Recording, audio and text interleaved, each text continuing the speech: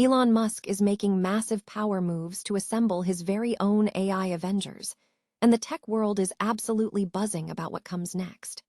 By exploring a high-stakes three-way partnership between his own company XAI, the coding startup Cursor, and the French AI firm Mistral, Musk is looking to crush the competition and supercharge his supercomputing dreams in Memphis.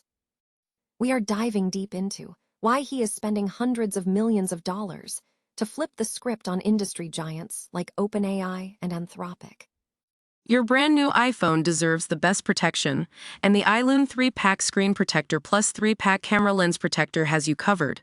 Don't take risks with your iPhone. Click the link in the video description to shop now on Amazon.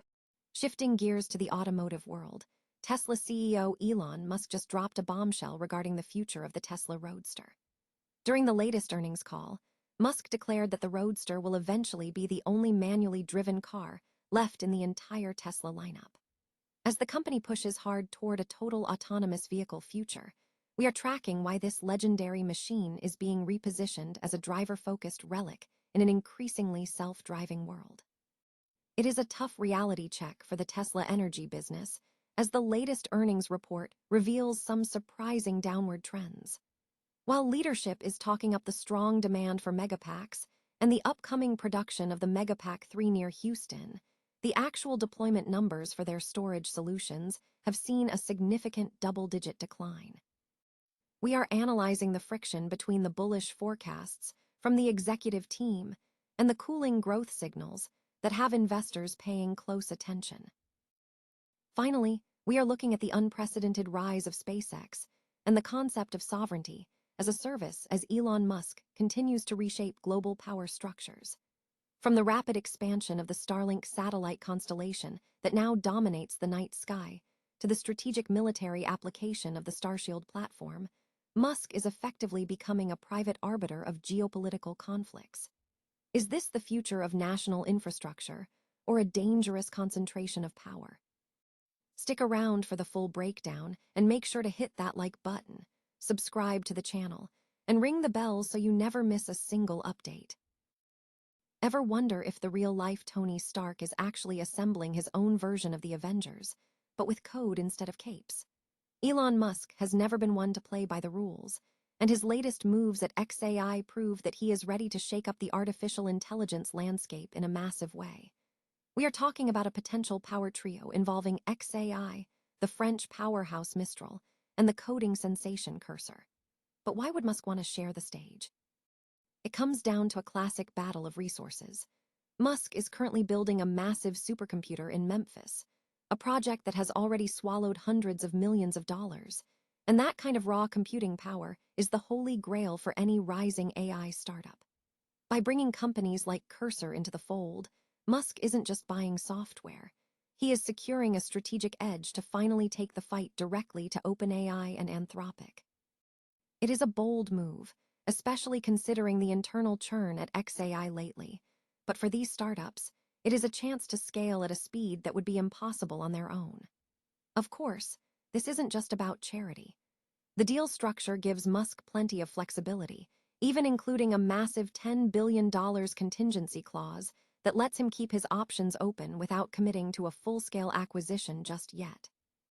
As the industry races toward consolidation, the question remains: is this a genuine tech alliance or just the opening move in a high-stakes bidding war?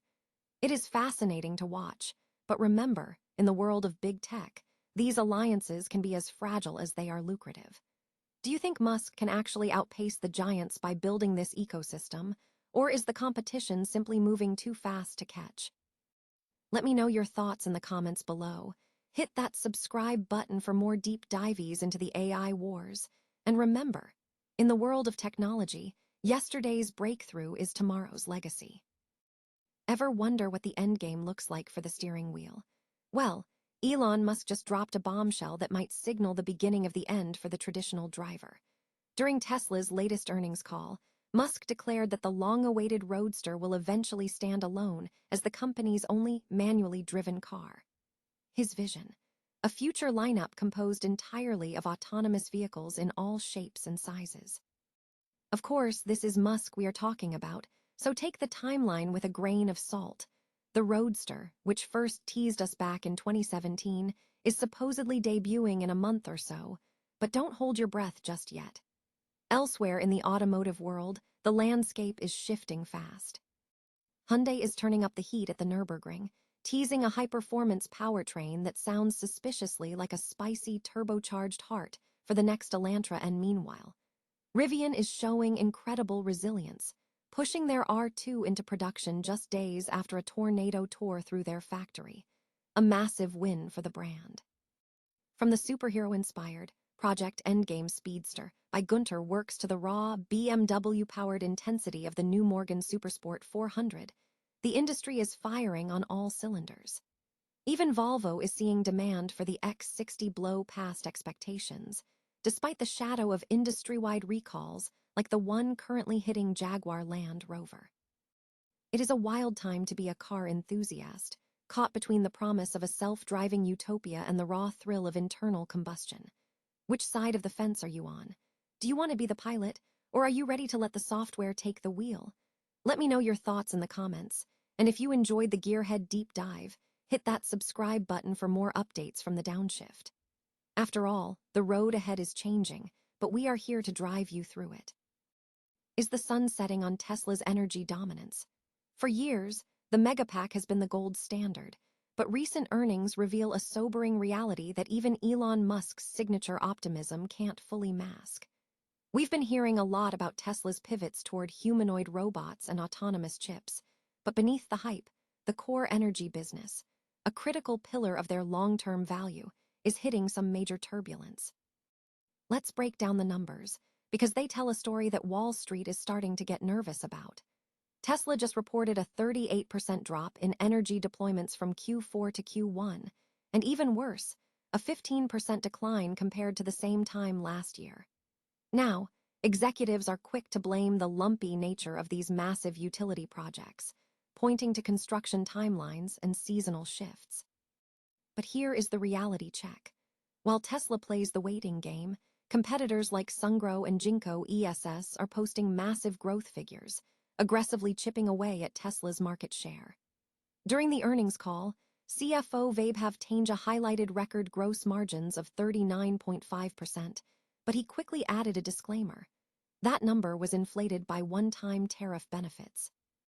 Without that boost, the margins are tightening under the heat of fierce competition and rising costs from Chinese-procured cells.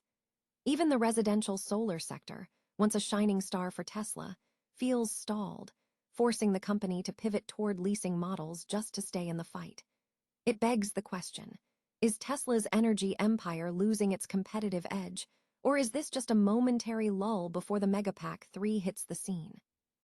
If you're invested in the future of the grid, keep a close eye on those deployment numbers, not just the headlines. What do you think? Is Tesla still the king of storage, or are we witnessing the beginning of a genuine decline?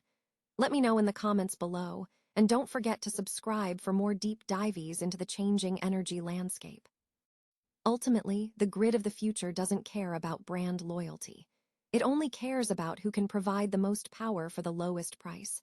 And right now, the competition is finally bringing the fight to Tesla's front door.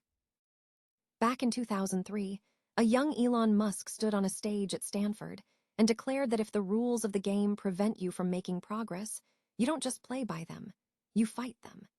It was a bold statement, but over the last 2 decades, he has turned that philosophy into a corporate reality that is fundamentally reshaping the global power structure.